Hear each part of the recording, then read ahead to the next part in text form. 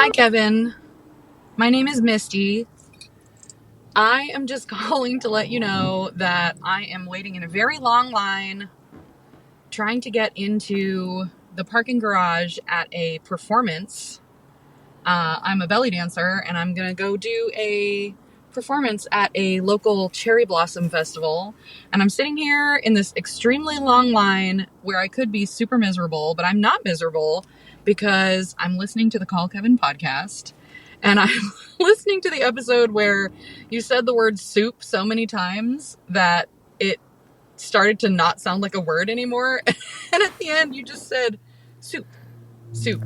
And then you giggled. And it reminded me that I've been meaning to just leave you a message and let you know that you have the best giggle. Your giggle just brings me so much joy. I smile every time you laugh on the podcast. So anyway, thank you for, I know you share a lot of things and I thank you for all those things, but thank you especially for sharing joy with the rest of us. I appreciate that a lot. I hope you have a joy-filled and soup-filled day. It's the Call Kevin podcast. It's the podcast of your dreams. It's the Call Kevin podcast. Come and ask him things. Podcast Kevin with Call Kevin. Yes, here we are once again for another episode of Call Kevin. It's my weekly call-in show where you go to my website, kevinjamesthornton.com, leave a message, a question, a story, a sonnet, or a grunt, whatever you want to do. And it possibly will be played on a future episode of Call Kevin. Also, while you are at my website, check out all of my shows coming up. Next week, I leave for Austin, Texas at Cap City Comedy. I'll be in Oklahoma City and Tulsa at Bricktown Comedy. Both of those shows, the Oklahoma City show and the Tulsa show, are matinees. They're at 4 o'clock in the afternoon. That's not a normal thing, but for those two shows, it is. And then after that, let's see, that's almost the end of the month. On May 4th, I'll be at the Raleigh Improv. And then after that, I don't remember. But all of it is on my website, kevinjamesthornton.com. So many cities coming up in 2025. It's a brand new show. You have not seen it before. If you've seen me in the past, you'll laugh. You'll have a lovely time. Leave the kids at home. It is not a kids' show. Otherwise, you'll have a great time. Get a babysitter. What else did I want to say at the beginning? There's a lot I want to talk about on this episode, and this is out of the ordinary. I don't normally come into the show with things that I want to say necessarily, but I do this week. We're going to, of course, take some messages, but I'm going to insert my own agenda, my own homosexual agenda into this show today. But let's just go ahead and dive into the first call and see what happens. It was the 90s. Oh, that's not the button I meant to hit. Here it is. Hey, Kevin, it's Diane. Shyamala Hamala. And I do hope that means peace and goodwill to you and all your listeners. Just saying hello, and I'm really enjoying all your content. And good luck with your community space. Thanks a lot. All the best from Diane. Oh, the community space. That is what I wanted to talk about on this episode. I have a lot to say around this. I'm doing a brand new project. Some of you already know about it if you're tuned in to what I've been posting on social media the last few days. And I want to talk about what I'm doing and why I'm doing it, why I think it's important, why I think it's urgent. But first I want to start with this story I posted earlier today. A memory popped into my head of being in college, and I had just got my very first email address. I think my first one was Yahoo. It might have been Hotmail. And, no one was really using email a whole lot yet. This is probably like 1996, 97 maybe. And there was a feature, this is so absurd, but there was a feature that you could call a number and it would read your email to you. Because, we didn't have phones in our pockets yet. We had pagers. But you could call a number and this like computerized voice would read whatever email you had. And I went to the family kitchen with my friend, which is where we went pretty much every night to drink coffee and smoke cigarettes. It was the 90s. and pretend to study. And I remember sitting there in the booth, and I was like, I wonder if I have any emails. I need to know right now, do I have email? It was such an early phase of just the tease of being connected all the time in 1997 or whatever it was. So I got up from the booth and I went to the payphone at the family kitchen and I put a quarter in the payphone so that it could read me the couple of emails that I had. Nothing important at all, but I had to know. And I thought it was such a cool feature. Like you could check your email from anywhere. So that made me think about that, combined with, while I was in Pittsburgh the other day, I went to the Andy Warhol Museum. And when I was in college, also in the 90s, if you didn't know, I loved Andy Warhol. There was this little video rental store by my house, and they had a ton of like really underground, like subversive videos. They had all the Andy Warhol movies. You might not even know he made movies. And they had John Waters movies and just weird stuff. And I rented all the weird stuff. And not every night, but, you know, a couple nights a week, I'd sit alone in my apartment, smoking indoors, of course, because It was the 90s. And I watched all the Andy Warhol movies, and they're so terrible. I mean, they're not really watchable. I'm not advising. I loved that kind of terrible. I love John Waters. I love weird, silly experimental things. And the Andy Warhol movies are all super weird. And for most people, I think they're not watchable. But I loved it. And I loved the whole mystery and the story of like New York City, 1960s and 70s, and then moving into Studio 54. I love all that history. So while I was at the Andy Warhol Museum in Pittsburgh, I was walking around and seeing all these pieces of art for the first time, most of them. It's a lot of pieces that I've seen in books and on the internet, but it was the first time I was seeing a lot of it in person. And it was just a cool afternoon. And it kept reminding me of the before times. And this is a thing, this is a thought I've been working out. You've heard me talk about this on the show, and I've posted about it lately. I've been thinking a lot about how our brains have changed.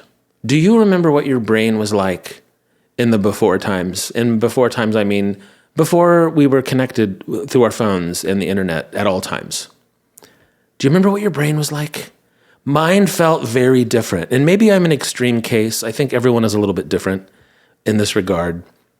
But like I think one example is so many people have told me that they don't read anymore. And they used to read all the time, but now they don't anymore. And in fact, maybe even if they sat down to try to read, it might be kind of difficult because the concentration that they used to have is gone. Is that you? Do you feel that way? I feel that way some. I will say I've experienced it as I've been writing my book the last few months. I feel like there's a level of concentration that I used to have that I don't anymore. And so I've been thinking a lot about the whole idea of unplugging a little bit. You've probably heard me say I want to live an analog life, like less digital connection. And I've been thinking about it so much, and I really think that this is not a nostalgia thing. I mean, obviously, you know, I am a nostalgic person, but the thing I'm saying right now is not a yearning for nostalgia. It's not a yearning for how things were when we were young. That's not really it, I don't think. I think that humanity we're going through a weird evolution right now. And this level of information that is accessible to us at all times in our pockets, and we're whipping out our phones constantly at every possible down moment to plug in and get more information. It's overwhelming our brains. It makes us anxious and lonely. It's a thing I've thought about a lot. I don't think it's nostalgia. I really think that, you know, every time a new piece of technology comes in, there's probably a bunch of people that were like, oh, all the kids do now is watch TV. All the kids do now is play video games. That's Generation X for sure. Yeah, technology does that every generation. But I really think we're now at a place where it's like, okay, yeah, we've got this new level of technology, but it's kind of like numbing our brains, is making us anxious and it's making us lonely. Anyway, this is my preachy moment. It's a thing I've thought a lot about. I've been thinking of ways that I can alleviate the digital suffering for you, even for people who don't know they are digitally suffering. I just made that phrase up, but I'm hesitant because I'm always skeptical of a person coming along and saying, here's what I believe, and I want you to believe this way too. I mean, you know my history, and I know a lot of your histories. I don't want to do that. I don't want to ever enter into that space where I'm like, here's the right way to live, because I hate that shit. And we all went through that enough. I don't want to ever tread into that territory. But if you feel what I'm saying at all, this is sort of the reason I've been turning my wheels on things that I can do, even using the technology, like I'm doing right now on a podcast, or as I'm about to do a little bit later and write the Secret Sunday message and send it to your email. An email that you don't have to call a payphone to to listen to it. It's available to you immediately. I'm using the technology, of course, but I'm thinking about how can we always take a moment to get in touch with our humanity, to always take a moment to touch base with our soft human minds, our hearts. They're fragile. They can't take too much. We all know this instinctively.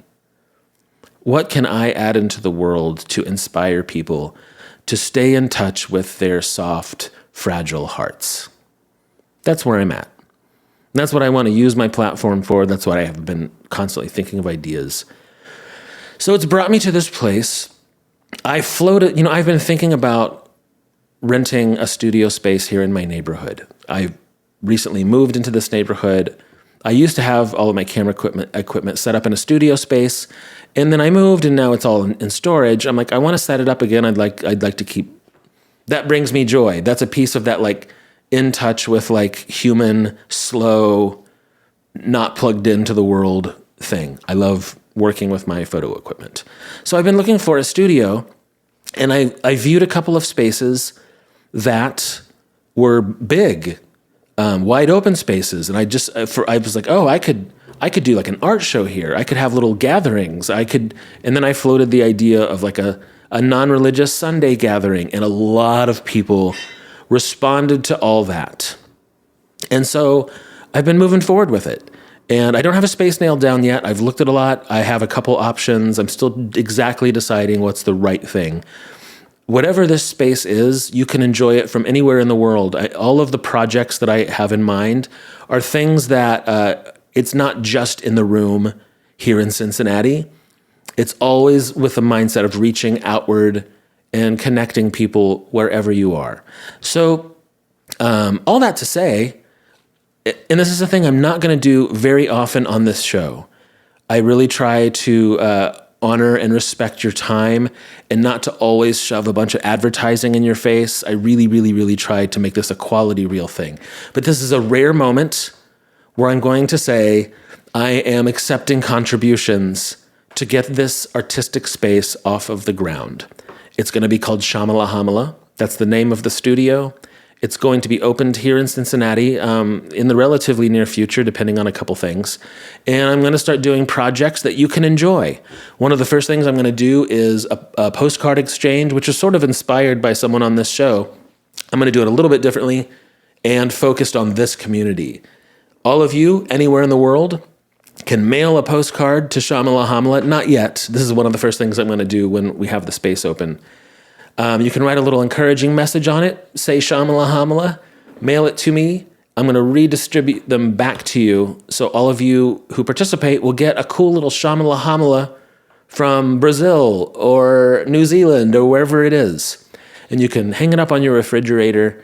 And it's a simple little reminder that you are not alone in the world, that we're all in this together. Things like that, simple little things that we can all participate in.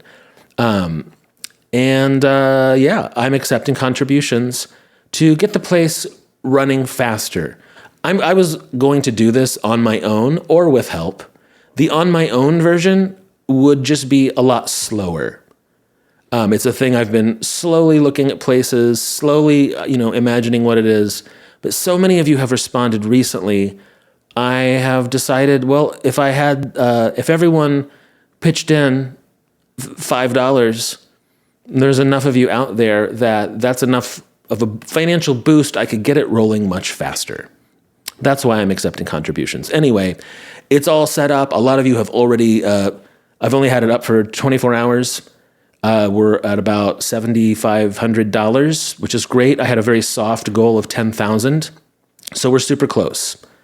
It's all at shyamalahamala.com. Everything you need to know and answer some questions. There's a simple way you can contribute with a credit card through Squarespace right there at shyamalahamala.com. Or you can Venmo Shyamala Hamala on Venmo. I'm only accepting small donations. I do not want large donations because I don't want any one person putting their neck out except for me. So if it's a bunch of $5 donations, no one person has, put themselves out on the line too hard. So if that sounds interesting to you, I've already spent, my God, a lot of the show talking about it. If that sounds interesting to you at all, then go to shyamalahamala.com and pitch in. And as soon as I get the keys, I'll start posting content and interesting things from the space, Shyamala Hamala. And if you live in the Cincinnati area, or if you're ever just passing through, there'll be a little place you can go called Shyamala Hamala.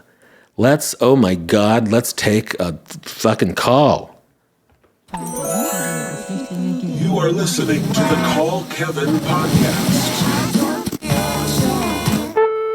Hi, Kevin. My name is John. I wanted to say Shyamala Hamala, and also I wanted to know what are some of your favorite 90s movies.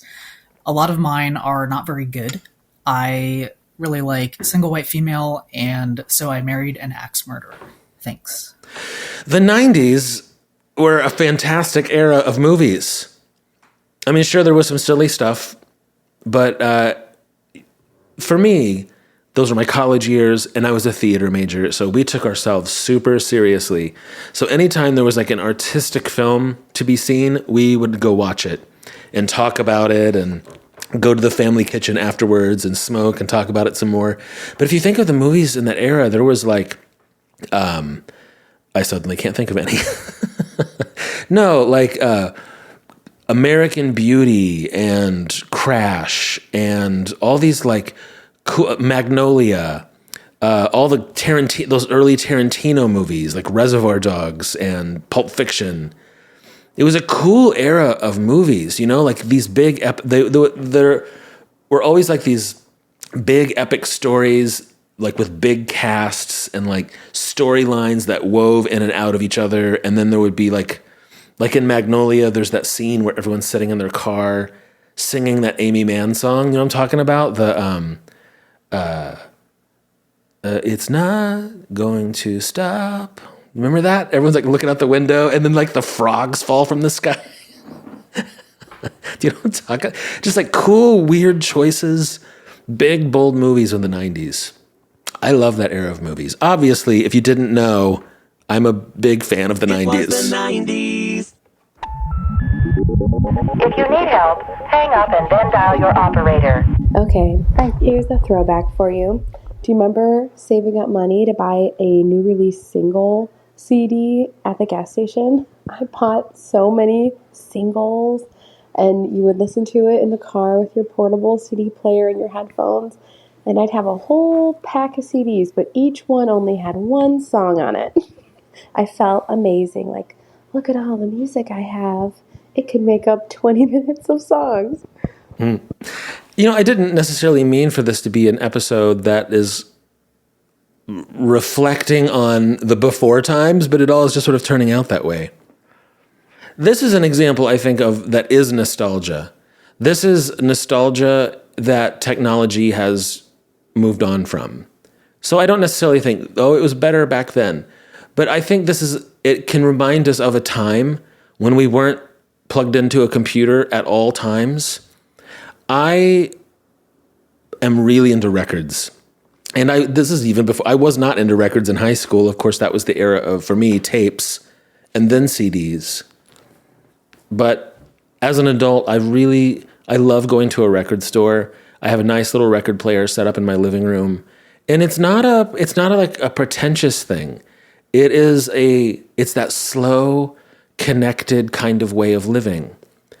And I love putting on an album. It's a more intentional vibe in my house. You know, sometimes it skips. You've got to go over every 15 minutes or so and flip the record over. You have to tend to it. And that's not better necessarily. I guess technology has made music listening way easier. No work on your part. Just shuffle Spotify. It'll go on forever. It'll never skip. It sounds great. There's just a thing I'm always experimenting with listening to records, reading a book, watching a movie. That's old-fashioned all of a sudden on my television, on my giant 85-inch television, making a meal from scratch. It's just those things I'm way into it. I think it's a better way of life with a light serving of technology. You do not have to agree with this. I'm not trying to create a dogma here or anything. It's a thing I'm thinking about, and it's the motive behind so many of my little projects. Hey, Kevin. I am from Asheville, North Carolina, and I would really love to have you here in our town. We would just be so grateful. I know a lot of people ask for Asheville. But what I wanted to say was when my daughter was about 2 or 3 years old, she's in her mid-20s now. When she was 2 or 3, she would watch an Elmo Sesame Street exercise video every morning. And on that video, there was a cameo with Cyndi Lauper. And she would dance with Cyndi Lauper on this little Elmo exercise video. And then flash forward to when she was a teenager. And we were somewhere, and somebody said something about Cyndi Lauper. And my daughter was like, wait, Cyndi Lauper, that's familiar. And she looked at me. She was like, aren't we friends with her? Didn't we used to know her? Like, I feel like she's been to our house before, hasn't she? And of course I laughed and I had no idea what she was talking about. But when I finally figured it out, I realized that she was talking about Cyndi Lauper from the Sesame Street exercise video. And it was just something that had made me laugh. And I realized that I think in another 10, 20 years, when somebody says to me, Kevin James Thornton, I'm going to be like, I think I know him. Like, he's my friend. And that's just kind of the way you make us feel, that you've sat in my living room, we become friends, we hang out, we talk, we drive places together. And it's just really fun and it's really interesting. And I really appreciate you. Thank you. First, can you hear my cat wailing in the background?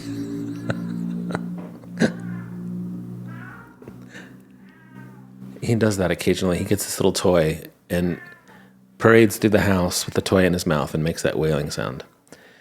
Hey, kitty. Hey, buddy. Okay.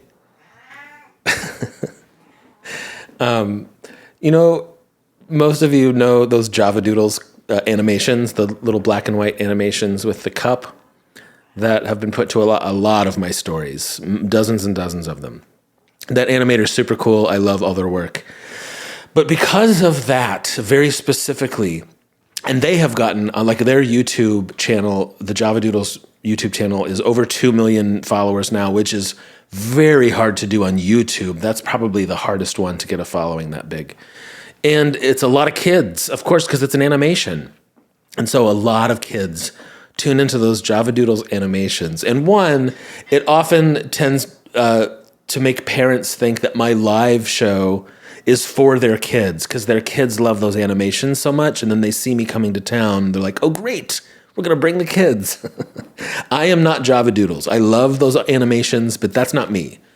My live show is adult stand-up comedy. So leave the kids at home. It's a thing that's come up a couple times recently. But I'm aware that like there's a whole generation of kids in 10 years or 15 years, they're going to be young adults. And I'm going to be this like childhood nostalgic memory for them. Or my stories, not my face really, but my voice and the me singing through that effect. That's really funny. And I wonder what that will be like. There was a video a while back of this kid who was going to a gymnastics tournament, and I used to sing about breadsticks a lot in some of my earlier videos, and I was doing cameos at the time, and their parents asked me to record a song about breadsticks and encourage this young guy about his gymnastics thing, and they filmed his reaction. It's in my stuff a couple years back. Super adorable, but I'm like, that kid is someday going to remember me like Captain Kangaroo or something. That's so funny. And then for the rest of you who tell me this sort of thing all the time, that you feel like you know me and I'm sort of a friend. A lot of people use the word parasocial, which I've never really looked up the definition for that before, but I can guess what it means. I'm a person you've tuned into so much that you feel like you know me, and I guess in a way you do. It's sometimes weird for me, as you can imagine, at the grocery store. I can see in some people's eyes where there's like a transition moment where they're like, hi, and then they're like, oh, you don't know who I am. It was weird, but I've embraced it. I've embraced it in my world. Hi, Kevin. I think you're wonderful. And I just wanted to say that I've been listening to your podcast on and off for years. And this little movie of that part of your life and the way you explained it, it was so beautiful. It was so wonderful. And you are 100% right. Even now, in our 50s, just because we make a mistake doesn't mean we failed. It means, that didn't work out right then. And it's so important to tell ourselves that it's okay. And I thank you so much for telling me that it's okay, period. I am just a straight girl who survived an abusive relationship. I'm divorced 3 years now, and I am the happiest I've ever been in my whole life. I found a new partner that I've been with for 2 years, and it's an amazing place to be. And I was pretty sure that when I got divorced, although it was my doing, because I had to get out, I thought, okay, well, this is the way it's going to be, and I'd rather be alone than be with my ex. So I made that decision for me, and it was a great decision. And out of the blue, I found the love of my life. So you never know where life is going to take you. You never know. Shyamala Hamala. Love ya. A while back, she was referring to, I found these old videos of me in the 90s, in my college years, and a little bit after. And to watch them is so funny because during that time, I felt like such a loser. I was in almost immediately, like halfway through college, I started to go into a life panic because I was a little older than everyone else. I waited to go to college. So by the time, I graduated, I was like 20, I was about to turn 28 years old when I was finally getting out of college. And I felt so behind, and I sort of like ran right out of the gate feeling like I was already out of time. And I was deciding to go for my dreams or whatever, but it was always with this little bit of panic, and I was so broke all the time, and there was so much hardship. And when I looked at these videos of that era, and I posted this, some of you saw it, I was like, I don't feel that way now. When I look at it now, it's like, that is the most romantic movie I've ever seen of my own life. Like, it was hard at the time, but in the moment, but now looking back, I'm like, I love that part of the story. I'm so grateful for that part of the story. And I think so much of our life is like that. Like this person was just saying, like when you're going through it, it can often be hard. And, but when you have some time behind you, it's like, wow, this is my life. And this is all added up to who I am today. And I'm so grateful and thankful, even for the hard times. It's not always like that. I mean, sometimes things are just really, really shitty and we could do without it. But a lot of this stuff is just like, that's just a little page in my book. And I'm grateful for it. I also, some of you know, went through a breakup. My partner was not abusive. In fact, he was wonderful. He's one of the kindest people I've ever met. And he treated me with more kindness than I've ever experienced in my entire life. But life is complicated. The human heart is complicated. We were together for over a decade. And over time, it just faded. That's all. We had a couple of fantastic years together, and then it just slowly started to fade. And I was the one who decided to pull the plug and leave. It was a couple years ago. And there were so many things I was going through in the moment of, my God, I was about to turn 50. And I was like, am I really doing this at 50 years old? Like, you think you're supposed, at 50, your life is kind of what it's supposed to be, right? Am I really going to flip the table over like this at this point? But, there was a long time where I was like, you know what? No, I'm going to stick with him. We're not miserable. We're great friends. We've got such a history together. I can't throw this in the trash. But ultimately, I remember one time we were just talking and he just casually said, I'm not enjoying my life. And the moment he said that, I was like, oh my God, we have to get away from each other. The moment he said that, because I think I thought, oh, he deserves a happy ending. I'm going to stick by him to the very end. And then in that moment, I was like, oh, I'm not the happy ending. He just told me clear as a bell that he's unsatisfied. So am I. We have to do this. And we parted ways. When I look back at that time now, I will cherish those 10 years for the rest of my life. It was hard to walk away from. It was a little complicated. We had a house together and bills tied up and cats. The cat you just heard screaming through my house was one of them. We separated the cats. I got custody or something. It was hard. It's not hard now. I've had a couple years to reflect on it and move on and build a new life. In my 50s. I'm dating someone now too, and it's lovely. And I'm in a new home in a new city with my cat, a new boyfriend. Life is wild. If you'd like to make a call, please hang up and try again.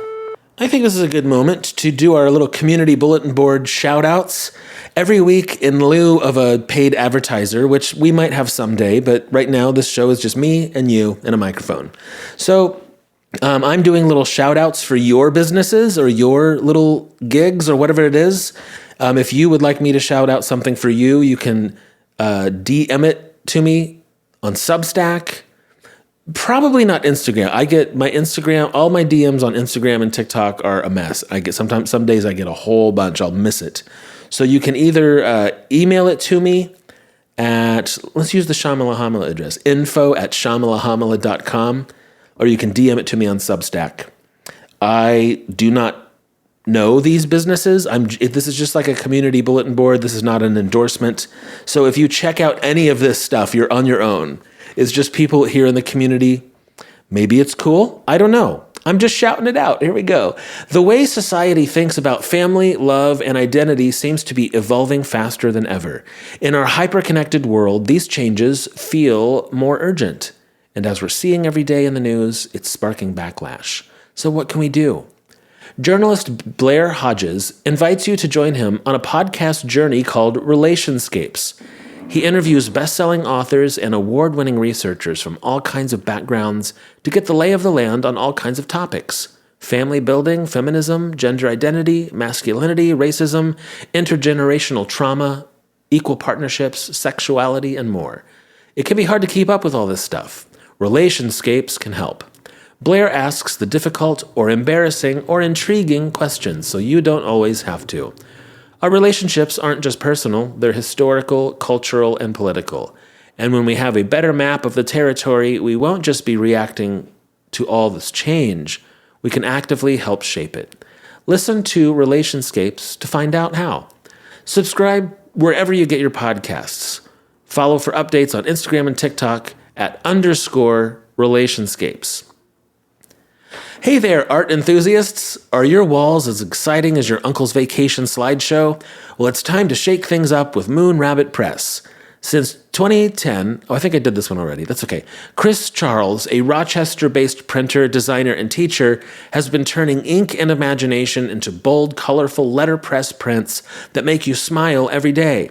From the sassy Rise and Shine rooster to the vibrant bird series, there's something for every taste. And if you like your art with a side of caffeine, our mugs bring both wit and warmth to your morning routine. Every piece is crafted with passion, humor, and just the right amount of ink-stained fingertips. So don't let your walls suffer in silence. Give them something to brag about. Visit moonrabbitpress.com because there's no excuse for boring walls. Welcome to DePau Designs. We're a Midwest-based, queer-owned small business serving up quality, one-of-a-kind designs with a whole lot of love. Unique? Check. Stylish? Always. Made with care? You bet. A lot of our designs show support for our community, and other designs are just for fun. Purchase a shirt, candle, welcome mat, and more with one of our designs. Find us on Etsy at DePau Designs. We are super new and hope to have pop-up shows and sell in small businesses in the Midwest later this year. Stay bold, stay fabulous, stay you. That's DePau, D-E-P-O-W, Designs. I'm Julie. I'm a somatic coach specializing in emotional and creative recovery. I'm a songwriter and was a traditional voice teacher for many years, finding my way into the somatic healing world through my own trauma, childhood, and religious recovery. My hope is that we can all connect to our most courageous voice, to that we will stand up for us and we want and need out of life and relationships. Something's wrong with the sentence. Most relationships, helping people feel good about their voices and songs too. You can work with me online, but I hope my writing can be a balm or inspiration to you more. Find me at Julie Dean Sings. That's Julie Dean, D-E-A-N, sings.substack.com. Oh. Well, crap. Well, that was a terrible transition. What's happening here? There we go.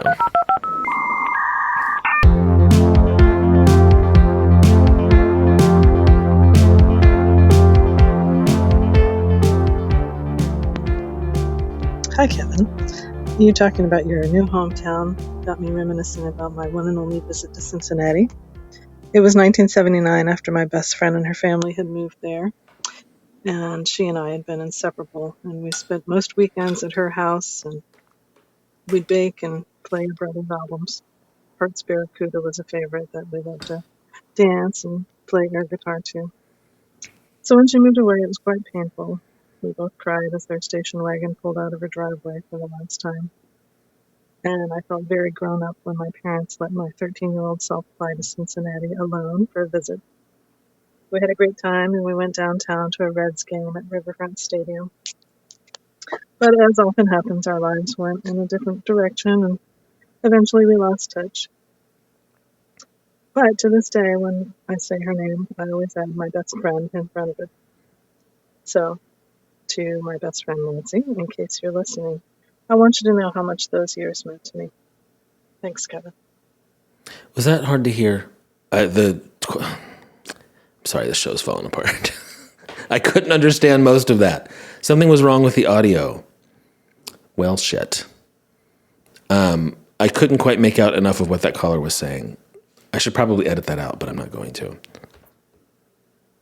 I really appreciated you sharing some insight to your old movies and how you had to make friends and peace with yourself. I sent that old movie footage to my friends and asked them if they had those same kind of memories and have they made peace with them. And we had lots of good conversations. And then I just keep having weird things happen. Like last night, an ant crawled into my ear and that didn't feel good. So I had a Bic pen nearby and I took the lid off and tried to scrape it out, but it just kept trying to go further. Sometime in the middle of the night, I found myself on the phone with the advice nurse and she was laughing. Of course, I probably would be too, now that it's all over. But it seems like there's a lot of these things that make me look messy. And I can try to make friends with them in real time now and just call it what it is. Life, I think. Thanks a lot. I wouldn't laugh at an ant in someone's ear canal. That sounds horrific. I hope that it wasn't painful. That just made me think of something. I have a friend who got a wasp in his ear one time. And it stung him like multiple times in his ear canal. That was horrific. An ant is less horrific than a wasp. So count your blessings. I think that was another caller in reference to the video where I was showing the old movies and saying all these parts of your life all add up to your beautiful life. And it's a good thing to keep in perspective. Hey, Kevin. Your Secret Sunday message had me in tears last night, thinking about that when we get to the other side of difficult things, we realize that it was one of the best parts of the movie. I think back to 3 years ago, I was married to a homophobic man and internally struggling with my sexuality, and I got to a point where my mental health was at such a low and I knew I needed to come out to him and knew that I couldn't stay married to him. This caused a major upset in my family, my super religious family. He was not understanding, and it led to some really messy and difficult times. And now, it's still hard, but I'm out of the worst of it. And I look back on those times and I see, even though I felt so weak and worn out, I see how strong I was and how much growth I had in that time. And I just want to say thank you for sharing that message of encouragement. Love you. Bye. All through my younger part of life, I tried so hard to control everything. I was always, anytime I was in a dilemma about revealing something or having to face something or a situation that was going to maybe have conflict in it or something. And I was always like thinking and overthinking like the best way to navigate through this so that no one gets hurt. And so that person over there doesn't think this and that person over there doesn't think that. I did that through most of my life. It wasn't until someone who knows me very well, a friend of mine, I was like talking through this, like, I don't know what to do in this situation. I don't remember exactly what it was, but it was another one of those kind of emotional, I have to like tell this person and maybe I shouldn't tell them. Maybe I should say it like this. And he was like, I think you should just tell the truth. And that one moment when he said that, it flipped some switch inside of me that I was like, oh, wait, I guess I didn't even realize that I'm always looking for a way to not have to tell the truth. Not lie, but I'm imagining like I have to protect everyone. I have to like navigate through this situation to not hurt people. So maybe I need to like say it this way or not quite let them know the whole thing. You know what I mean? I was like that. And in that moment, he was like, you should just tell the truth, even if it kind of sucks. It like opened up a whole thing for me. Because I was like, wait, yeah, you're right. Just tell the truth. And let the chips fall? Is that the phrase? Let it sort itself out how it will. Just tell the truth. You can't control very much. And often by trying to like figure out some manipulated way to not have to just completely tell the truth, you're making it worse. Telling the truth, wow. It's something I was reminded of again, like I said a couple years ago when I decided to leave my partner. It was a hard one. I was like thinking through, like, I don't want to hurt him. He's not done anything wrong. I don't want to, and with that same friend. And he reminded me of it again. He was like, this is one of those scenarios where you should just tell the truth. And I did. And I'm so glad I did. Of course, the truth was painful, that it was time for us to separate. But it was somehow like less, well, it was definitely just less messy than had I tried to like let him down easy or something. We were together for 10 years. I can't let him down easy. Tell the truth. Anyway, that's what that message made me think of facing those big, hard life things. It's easy to sort of try and protect and try and to control, but really, you should just tell the truth. Hi, Kevin. My name's Rebecca, and you listened to my really long message recently, and I want to thank you for that. And also, as I was listening to my own recording, I was like, wow, this is really tedious. So I really appreciate your patience, and I appreciate your advice. I had asked you about going to Nicaragua. Anyway, I'll try to keep this succinct.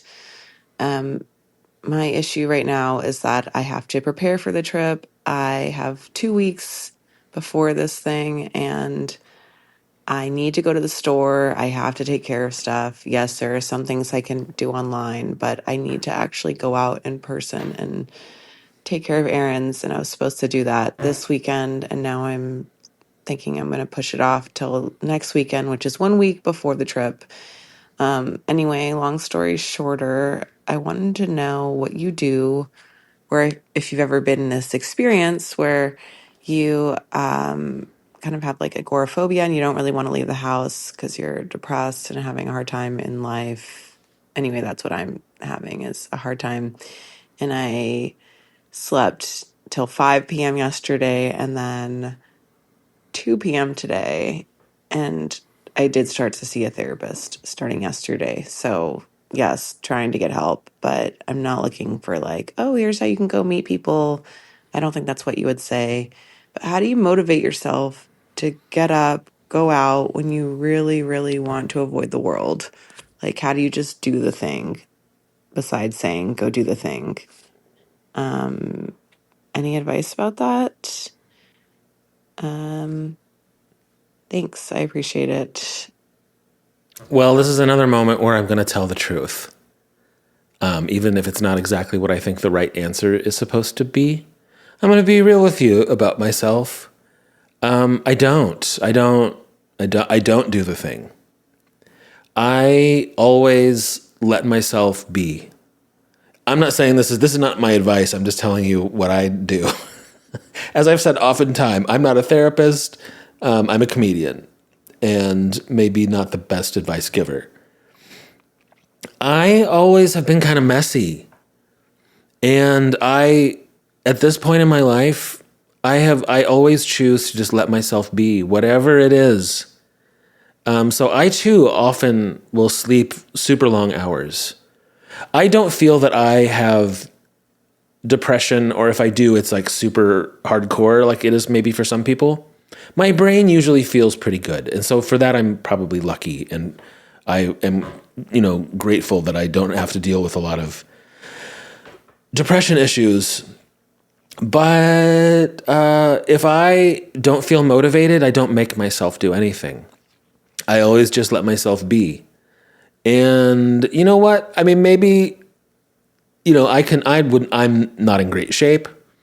I would not say I'm super healthy. I don't make like awful choices, but, I'm, according to my doctor, I'm overweight. I'm pre-diabetic. I might pay the price someday for not incorporating some discipline into my life, but I don't. I just let myself do what I feel like doing. And if that means staying in my house all week, then that's what I do. Is that bad?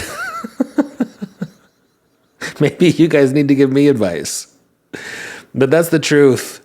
I somehow managed to get a lot done, like creatively.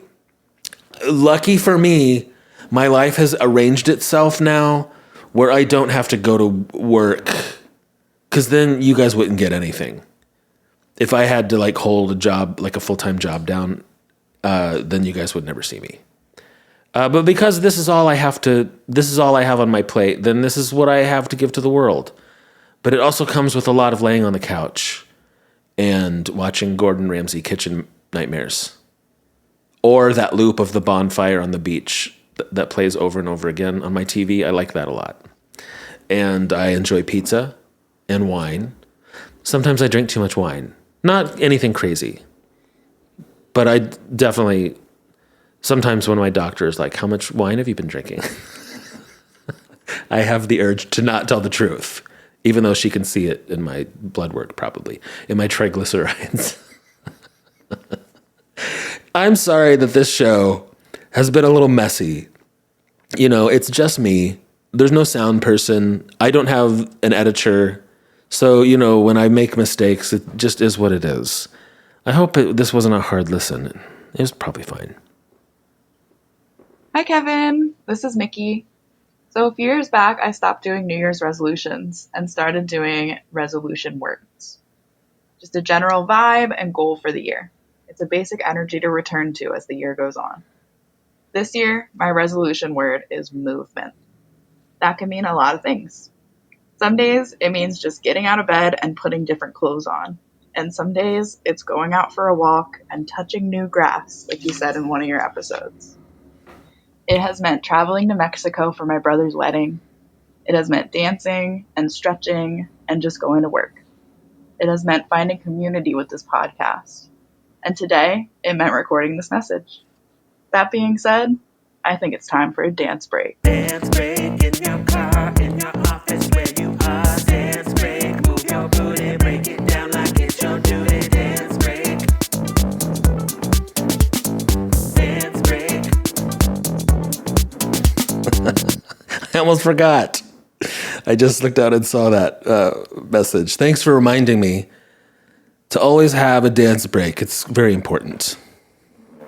Hi, Kevin. This is Nikki. I'm an English musician. I'm a contract musician. So I travel a lot for work, and I just finished a job at P&O in Europort, and I'm in my car driving across Europe down to my house in Bulgaria, where I live. It's a very complicated story. And I just had a lovely 3 days binge listening to all your podcasts. And I just want to say it's great. And I love all the people so much. And I love hearing all the stories and where you're all from and what's going on in your worlds. And I am delighted to just ring you and say, give my 2 penneth on survival in difficult times. And this is what I think. I think you have to love each other and be kind and stay in the joy. And because these are things that can never be taken away, and they're available to all of us all of the time. Nobody can stop us being kind to each other. Nobody can stop us looking out for each other, and let all of your humanity shine bright, bright, bright like the sun. Because what a beautiful culture of people, open-hearted, lovely, sweet, conscientious people, a real, and I'm thinking of you all, and stay in the joy and keep dancing. And I've had so many dance breaks. Shake your booty like it's your duty. Thanks, Kevin, my darling. Thanks for all the joy you're bringing in the world. And I've loved. I'll keep loving it. I know I will. All right.